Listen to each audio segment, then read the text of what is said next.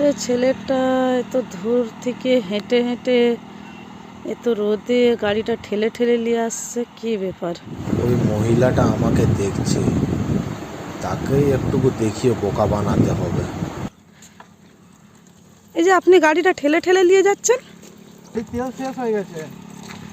গাড়ির তেল শেষ হয়ে গেছে? তো সামনেই তো পেট্রোল পাম্প, যে তো ভর্তি করে নেবেন। পয়সা নাই না, পয়সা ছিল খরচা হয়ে গেছে। টাউনে গেছিলাম, পয়সা খরচা হয়ে গেছে।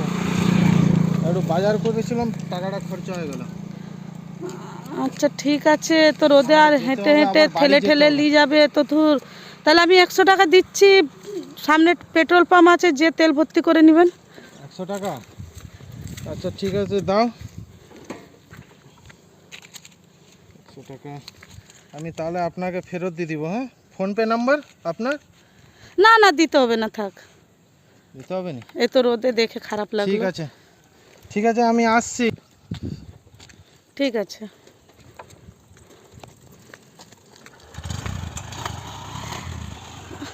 আরে ছেলেটা কি বদমাস রে,